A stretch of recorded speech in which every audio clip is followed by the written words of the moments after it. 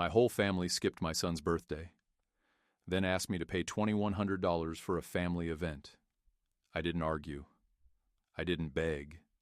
I just sent them $1 and changed the locks. That night, I finally understood what peace felt like. But they weren't done with me yet. At 9:17 a.m., the police showed up at my door. I circled the kitchen twice, double-checking everything. Plates stacked, juice boxes chilled. A Costco cake sat perfectly centered on the fold-out table with "Happy 10th Birthday, Leo" in blue icing. I'd even sprung for the inflatable soccer goal from Amazon and spent the morning hammering stakes into the backyard. Folding chairs lined the patio, exactly 12 of them, enough for everyone I'd invited. I'd texted the family twice that week, confirmed times, sent the address, even though they all knew it. Mom said, "We'll be there. Leo deserves a celebration." Courtney replied with a thumbs-up emoji. Nate never responded, but that was standard. Leo didn't seem to notice the time as much as I did. He was in the yard, practicing penalty kicks with the dog, chasing every ball like it was life or death. I glanced at my phone. 3:07 p.m. The party started at 3. I told myself, give it 10 minutes. People run late. By 3:30, I'd run out of excuses. Leo looked up from his third Capri Sun and asked, "Did they get lost?" "No, bud," I said, forcing a smile. "They're just running late." By 4, I brought out the cake. Leo blew out his candles with just me and the dog clapping. I took a video, faking enthusiasm that tasted like rust in my mouth. We cut the cake anyway. He didn't say anything else about it. He just asked if he could open the soccer ball I got him early so we could play. I said yes. Later that night, after Leo was in bed, I opened the family group chat. I hadn't said anything yet. No guilt trips, no passive-aggressive questions, just silence from me. At 8:46 p.m., a message finally came in from Mom. "Don't be dramatic. It's just a kid's party. Just a kid's party." I stared at those words like they were a punch I never saw coming. And in a way they were, because I had believed somehow that this time might be different, that they'd show up for Leo, for me, that my years of showing up for them meant something. But they didn't. That night I wiped cake crumbs off the table, folded chairs that were never used, and quietly cried in the laundry room where Leo wouldn't hear me. I didn't respond to the message. I didn't lash out. I just felt this weight. Not from that one day, but from 1,000 little days before it. And something inside me started to shift. Not anger, not yet, but silence. Heavy, deliberate silence. A silence that said, "I see you now." The next morning, Leo bounced into the kitchen in his socks, still high off leftover cake and the new soccer ball. He didn't mention the missing guests. He didn't ask about Grandma or Aunt Courtney. Kids make space for absence in ways adults can't. But I felt it. Every unclaimed chair, every untouched juice box. After I dropped him at school, I sat in my car a full 10 minutes before going inside. My phone buzzed twice. Courtney had posted a story from some rooftop bar with the caption, "Family First." The irony almost made me laugh. That's when I started writing it down. It wasn't a conscious decision. I opened the Notes app and typed, "Birthday, 12 RSVPs, 0 showed up Courtney, $7,500 loan for bakery concept, never repaid Nate, bail money, August 2019, $2,300, $400 lawyer fee Mom, $600 monthly supplement since Dad passed." I kept going. Vacations I funded but was never invited to. School tuitions I co-signed. Car repairs. Rent covers. Plane tickets. Babysitting. Emotional labor. Holidays I cooked for, cleaned after, and hosted, just so they could leave early and complain later. It wasn't bitterness. It was evidence. A record. 2 days later, I got a text from Mom. "RSVP for Cousin Brittany's Sweet 16, $2,100 per person. Evan, please cover Grandma." There it was. Not "can you?" Not "would you mind?" Just assumed. Expected. Like I was the family debit card, not the only single dad holding it all together by dental floss and caffeine. I didn't reply. That night I went back to the ledger. Added, cousin Brittany Sweet 16. Expected to sponsor without consent. 2100 Acts 2, $4,200. And underneath it, just to remind myself, Leo, 10th birthday. No show, no gifts, no apology. That line broke me a little. Because it wasn't about the money. It never was. It was about how invisible we'd become to them. I thought back to a year ago, when Nate crashed on my couch for 6 weeks after his 4th breakup. Leo gave up his room without complaint. I cooked. I cleaned. I let Nate vent while I tucked my son in on the living room floor. And now, no card, no call, just silence. I stopped pretending that silence didn't hurt. They'd trained me to feel guilty for asking for anything, even acknowledgement. But now, seeing the imbalance in writing, I realized it wasn't guilt. It was conditioning.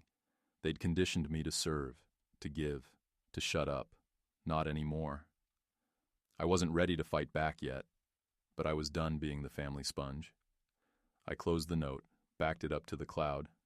Then I opened Venmo and typed something in the memo field I didn't send. Yet. Happy Sweet 16. Here's my contribution, $1. Not sent, just saved. For now.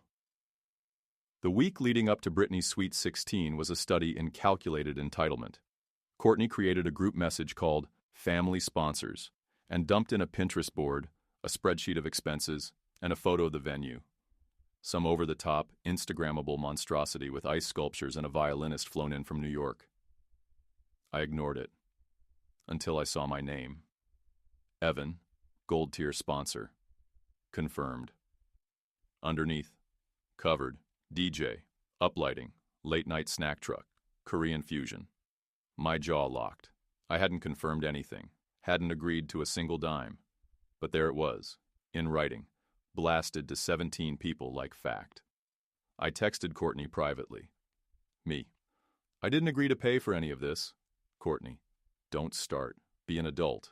We're all doing our part. Me. I am doing my part.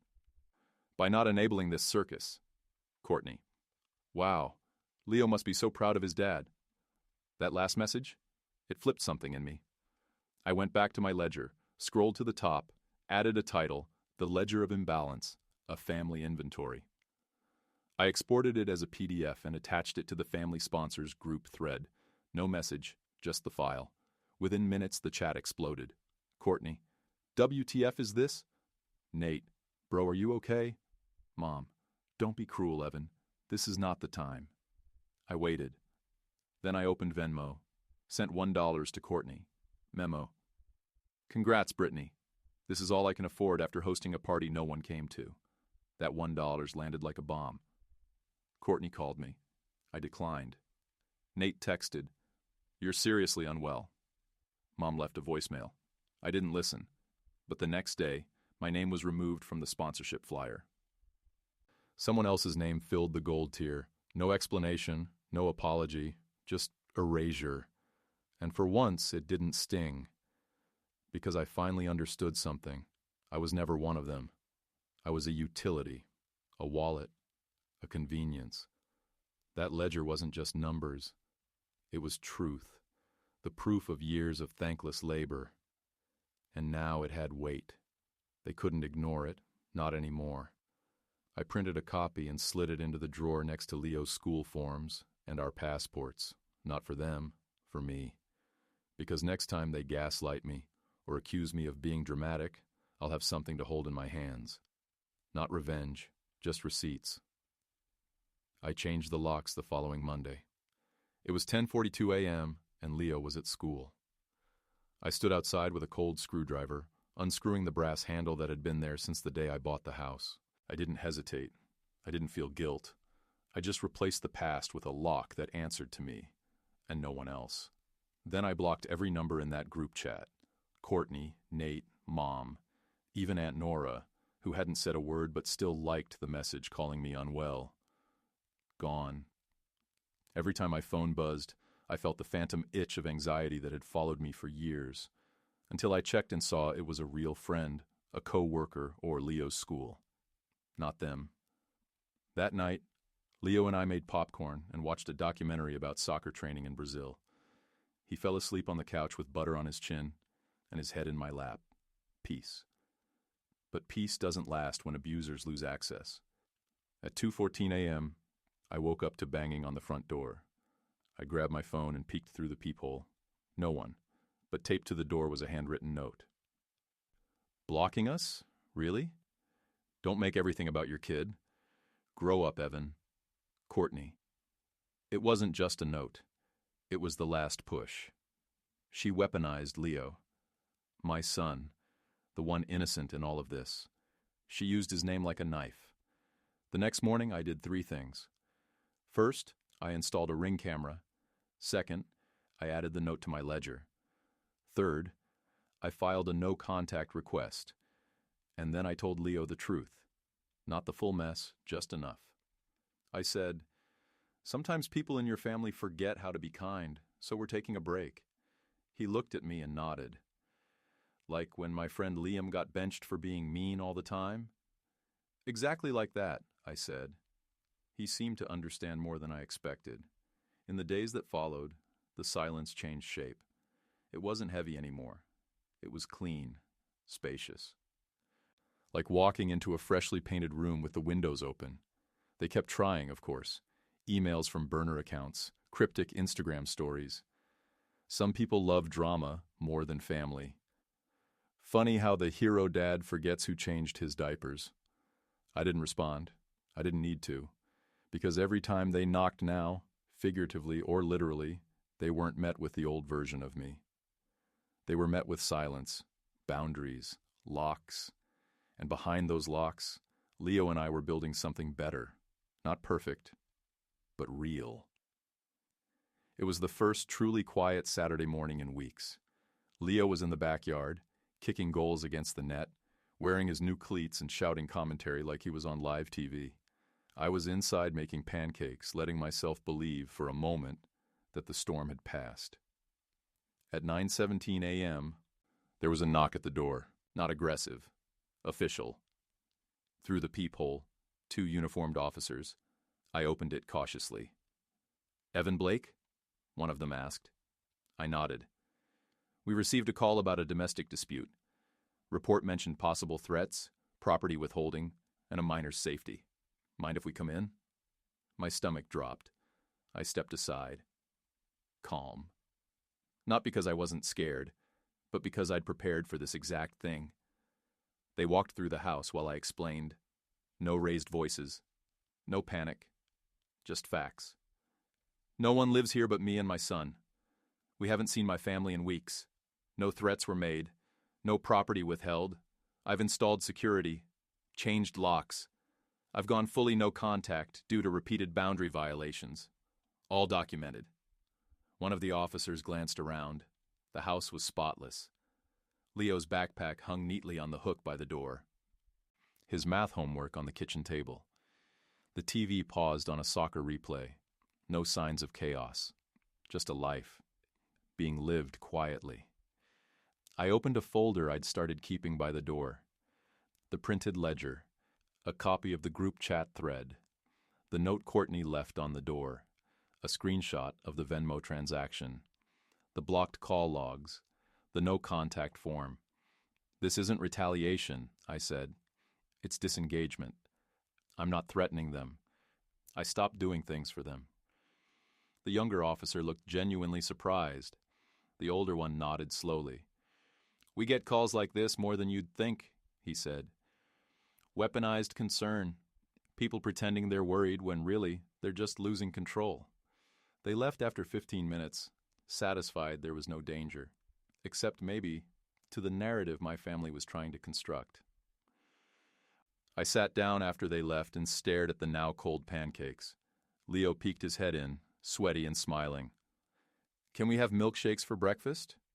"Sure," I said. "Why not?"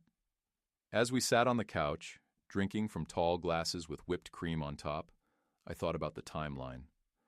About how fast they'd escalated once I stopped serving. They didn't miss me. They missed what I gave them.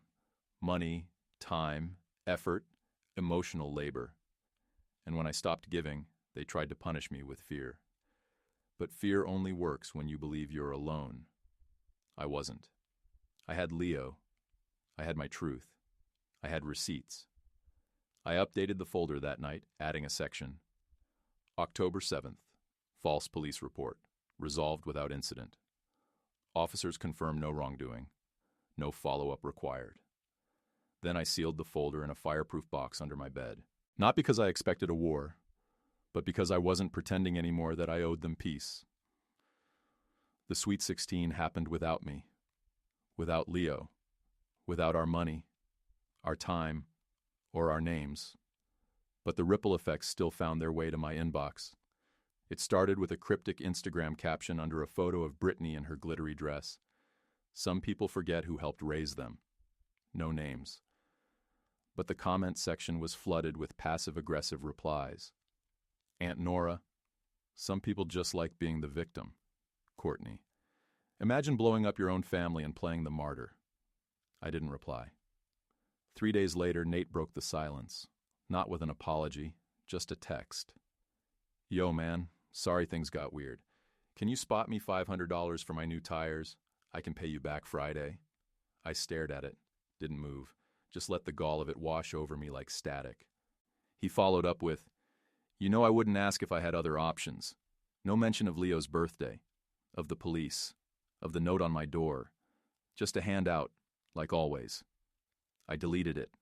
That night, my voicemail pinged. It was Mom. Her voice thick with performative sorrow. I miss you, Ev. I know things have been tense, but families fight.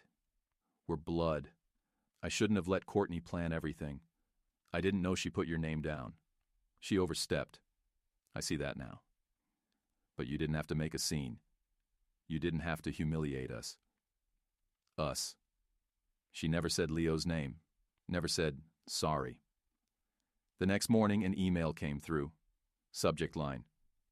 Apology. It was from Courtney, but it wasn't an apology. It was a long-winded justification buried beneath a few phrases of fake humility. If you felt excluded, that wasn't my intent. Sorry if things got blown out of proportion.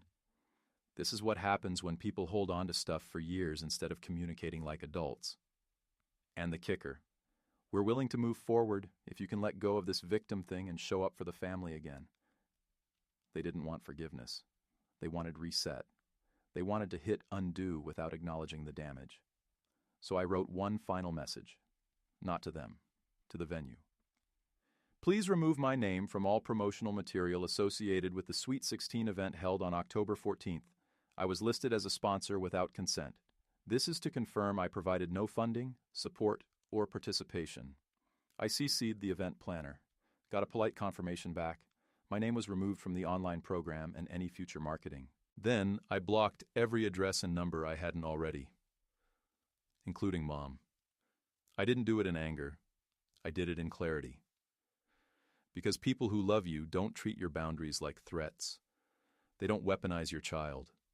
They don't make you feel like you're only valuable when you're giving. They definitely don't file police reports when you finally say no. And they sure as hell don't ask for money before they offer an apology.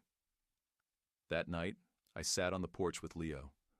We shared a blanket and watched a thunderstorm roll in. I'm glad it was just us for my birthday, he said out of nowhere. You always show up. He didn't need to know how many people didn't. He didn't need to carry any of that weight. I was making sure of that. One locked door, one ignored email, one $1 Venmo at a time. The night of the Sweet 16, Leo and I were at a rec center gym, taking turns shooting hoops. We'd just come from a greasy diner where we shared a milkshake and too many fries, laughing over which soccer drills made us the sorest. I didn't check my phone. Didn't need to. The silence wasn't cold anymore. It was warm. Earned. At 9:04 p.m., as we walked to the car, my phone buzzed. I glanced down, already knowing who it wasn't. Aunt Nora. Event was a mess. DJ didn't show. Brittany cried. Courtney fought with the caterer in front of guests. Grandma fell trying to leave early. Everyone's blaming everyone. No apology. Just gossip. No attempt to fix things. Just a breadcrumb. I didn't reply, because the truth is I wasn't angry anymore, not even satisfied. I was done.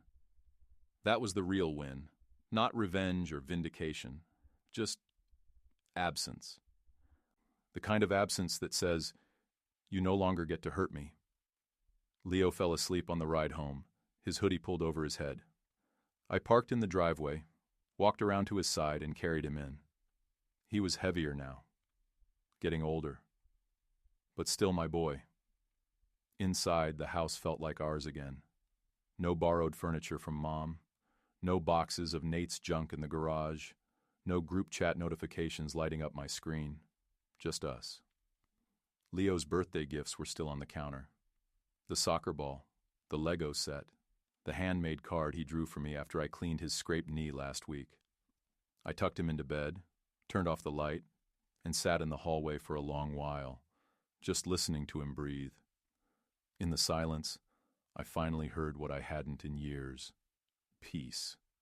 I don't know what they'll do next. I'm sure the narrative is being spun in every direction. Me, the villain, them, the victims. Let them spin it. I've got my truth, my boy, my boundaries, and that's enough. This morning, I made breakfast.